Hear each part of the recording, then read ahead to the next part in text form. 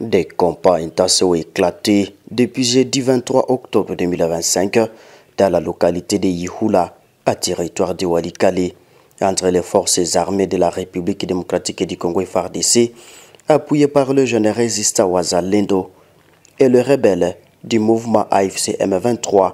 Les affrontements ont commencé de 4 heures du matin, provoquant une panique généralisée dans le village environnant. Les détonations d'armes lourdes et légères ont été attendues dans plusieurs localités proches du centre de Kalembe, notamment à Katobi, Kalonge et Matenge, où les habitants ont commencé à fuir vers des zones supposées plus sûres. Aucun bilan officiel n'est disponible à ce stade, mais les mouvements des populations sont confirmés par des sources locales. Frappe aérienne en Syrie. Ces affrontements surviennent au lendemain d'une attaque aérienne menée par les FARDC contre des positions rebelles à Kachebere, dans les groupements de Lubereke, toujours dans la partie est de Walikale. D'autres frappes aériennes ont été signalées mardi dernier à Ihula et Nyarushamba, dans le secteur Oso-Banyangu, territoire voisin de Monsisi. La situation dans le Nord Kivu reste hautement volatile, avec une intensification des opérations militaires et une détérioration des conditions humanitaires. Les autorités locales et organisations humanitaires sont appelées à intervenir rapidement pour assister les déplacés et prévenir une nouvelle escalade dans cette région déjà marquée par des années de conflits. Un élément du M23 qui s'est rendu à l'armée congolaise explique comment le rebelle espionne les FARDC. Je cite, « Ils suivent les conversations des FARDC au Wazalendo grâce à un appareil qu'ils appellent l'IPITA. Les conversations des FARDC sont suivies grâce à cet appareil. Ils ont un autre appareil qui l'alerte à chaque fois qu'il a vu des chances d'école.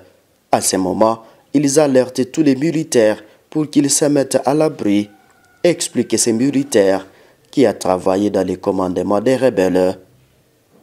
Les rebelles du M23 menacent de poursuivre les attaques sur Kinshasa, continuent d'attaquer. Lors d'une conférence de presse animée ce jeudi 23 dans la ville de Goma, Corneille Nanga, coordonnateur de l'Alliance des fleuves Congo AFC, a déclaré « Si Kinshasa obstine, saboter les négociations, nous allons reprendre notre marche vers Kinshasa. Que personne ne vienne nous demander de nous arrêter. » Je vous propose de suivre Corneille Nanga. Effectivement, j'étais mort et ressuscité. Il me tue tout le temps et je ressuscite toujours. Je pense que je suis à ma 40e ou à mon 40e décès, mais je suis vivant. Nous avons fait montre de bonne foi et cette bonne foi demeure. Malgré, en dépit bien entendu, de la distraction de M. Tshisekedi, notre bonne foi a été poussée jusqu'à ce que nous avons accepté. Le premier communiqué conjoint avec le gouvernement, alors qu'il disait qu'il ne parlerait jamais avec nous. Nous avons eu comme deuxième output une déclaration des principes. Et pas plus qu'il y a quelques jours, nous avons encore signé le mécanisme de surveillance et de vérification de cessez-le-feu. De bonne foi. Mais nous savons aussi que nous faisons l'objet de bombardements continus et répétitifs. Et nous disons, nous poursuivons avec Doha. Aujourd'hui, nous sommes venus dire à la face du monde, à la communauté internationale et nationale, que notre bonne foi a quand même des limites. Nous poursuivons avec Doha, cependant, nous n'allons pas permettre que les criminels continuent à tuer nos populations, à bombarder les sites civils et surtout à inquiéter la stabilité qui est en train de naître dans l'espace. Uvira, vous dites que c'est un non-État, il n'y a pas que Uvira. Pourquoi vous vous focalisez sur Uvira? S'il vous plaît, en Ituri, on tue tous les jours.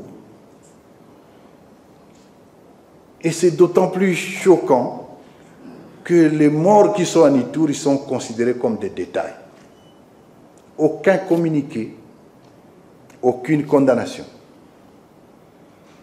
À Beni, au Grand Nord, on tue tous les jours. Et ça passe comme un détail. À Uvira, effectivement, il n'y a pas d'État. On ne sait pas qui contrôle Uvira. Et dans cette situation, les discours de haine, la discrimination, la division, les massacres. À Kinshasa, il n'y a pas d'État. C'est la ville la plus sale qui soit. Même pour gérer les embouteillages, on est incapable. Le Congo est un non-État. Et c'est l'une des raisons pour lesquelles nous nous battons. On ne doit pas laisser cette situation demeurer comme ça.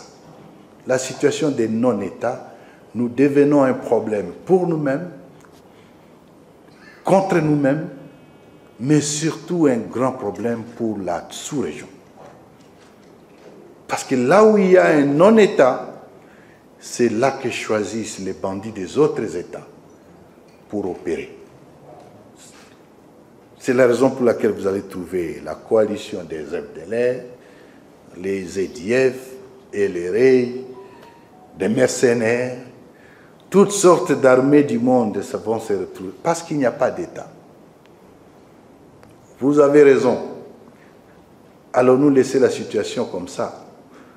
Je pense que tout Congolais sensé, vous et moi, vous et nous, nous avons la responsabilité de mettre fin à cet état de chaos. Et M. Tshisekedi incarne justement cette situation de non-État. Pas de gouvernance, détournement, vol, escroquerie, mensonge. Nous avons la responsabilité de mettre fin à cette situation.